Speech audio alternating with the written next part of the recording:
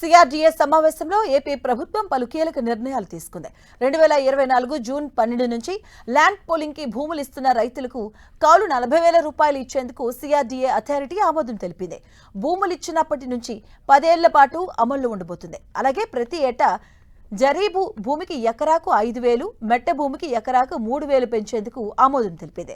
వీటితో పాటుగా గ్రామ ఖండాల్లో భూములు కోల్పోతున్న వారికి ఏడాదికి 10,000 ఇచ్చేందుకు గ్రీన్ సిగ్నల్ ఇచ్చింది.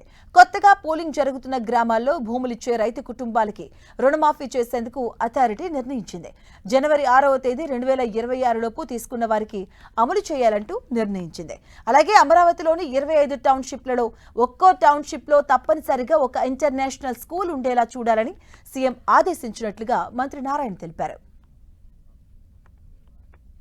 ముఖ్యమంత్రి గారు మొత్తం అమరావతి క్యాపిటల్ సిటీ ఏదైతే 217 చదరపు కిలోమీటర్ ఉందో అందులో 25 టౌన్షిప్ చేసాం. ఈ టౌన్షిప్ లో కూడా ఒక స్కూల్ రావాలి, ఒక నేషనల్ ఆర్ ఇంటర్నేషనల్ స్కూల్, అదేవిధంగా ఒక హాస్పిటల్ రావాలి.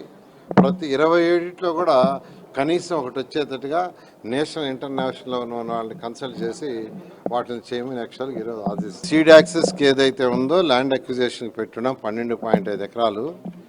అందులో ఆల్రెడీ చాలా మంది ఇచ్చేసి